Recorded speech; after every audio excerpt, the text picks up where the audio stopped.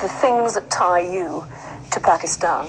Was your mother a great influence in your life all through your growing up period? Very much. She was a great influence in terms of her views about life, politics, and even in sport. She was a great influence and she gave me a lot of love. I was very close to her.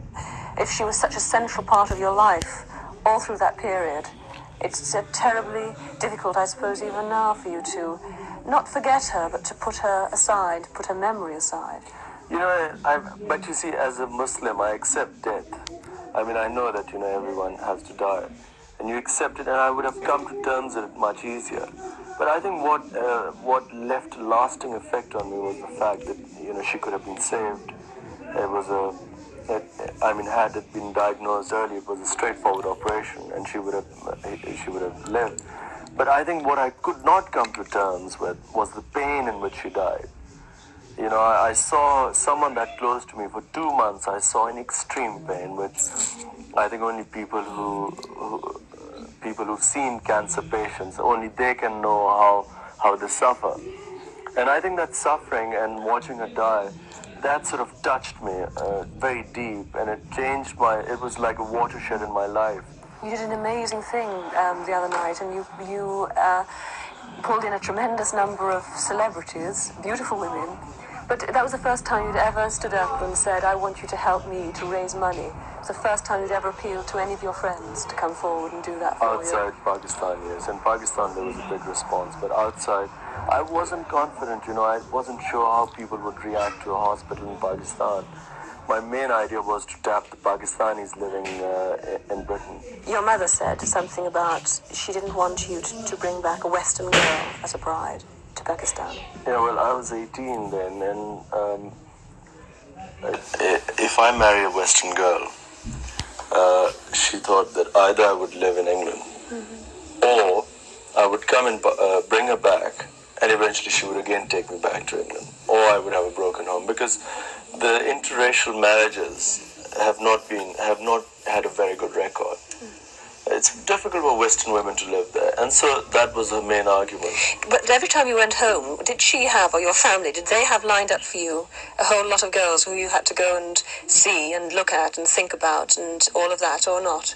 How did it work? Well, you see, I grew up in this house where I had 4 very independent, educated and strong-minded sisters, and a mother who was again very strong-minded. So, they never agreed to one girl. I mean, I never remember that, recently my sisters we had all my sisters who were all over the world, we got together recently.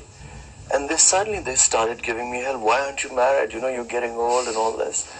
So I had to tell them, I said, look, have you ever suggested a girl to me? And yet, you see, the public sees you with a long line of very beautiful women, ranging from Emma Sargent, Susanna Constantine, Denise Lewis, and they think, how do they handle it? I mean, how do the women you've known handle the fact that you will probably one day go back to Pakistan and have an arranged marriage? You probably will do that still. How have they coped with this? Well, for a start, I don't know. I mean, I don't know how they cope with it.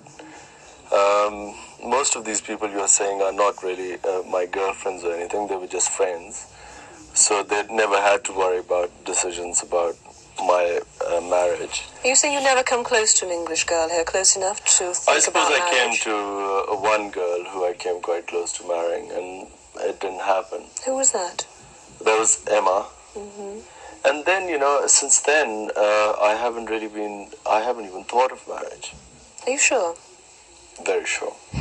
Are you cynical in a sense? Because, your celebrity and the person you are and this sort of sex symbol that you have become means that a lot of women will be attracted to you because of who you are and what kind of publicity you can give them. Is that something that kind of annoys you, bothers you, frustrates you? Well, a lot of it is very funny because, you can't take it seriously. I mean, if you go out with someone who you're just escorting someone, because at times people invite couples. So someone and I know a lot of women who are just friends, and you take them out, their photographs taken, and there's a whole gossip about you, so you can't take that seriously. I know, in one sense I know what you mean, but in another sense I feel that it's so crucial for you to have the kind of press that you have. It's good press. You go back to Pakistan and you're a kind of hero, a kind of demigod, because of the way you've been built up over the years. I'm not sure that happens because, the reason I've been built up in Pakistan has nothing to do with me being with women.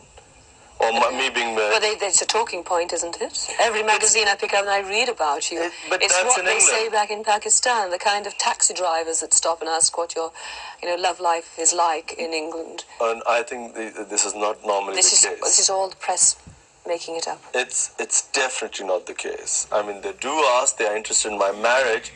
They very rarely talk about women. It's a cricket-crazy country. When you go back to Pakistan, I know you go regularly, do you feel alienated in any way from it because you've spent a long time in England, because you've been to school here and you've worked out of here? Is there any sense of alienation? Well, Pakistan is my home. Always has been, and I've never had any confusion about that. I've come to England first to study for 4 years, and then I came to play professional cricket here because England is the only place which plays cricket in the summer. And I have so many friends over the years, so it's like a second home. But the winter, come September, I have this feeling, I start longing to go back. You're very easy about it all, aren't you? Very cool on the surface, anyway. So tell me how you relax. Do you unwind? For me, I suppose if I'm really run down, I would like to go away in the wild. Just camp out for a while. I think that probably relaxes me more. If I'm really run down or I'm drained mentally, I think that probably gives me more energy and staying power. Vitality. I'm again fresh again. I went away in August to the mountains in Pakistan, and I think I came back so fresh and so live, and I'm ready to go back again now.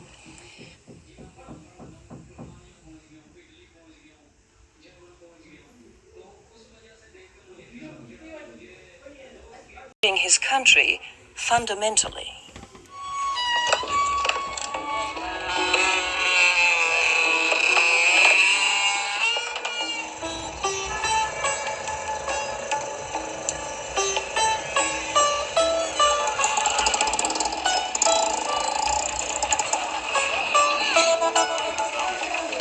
In some parts of the world, he's only a hero.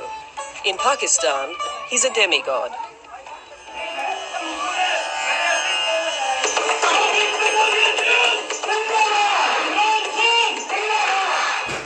But Imran Khan doesn't care anymore for the game that brought him all the adulation.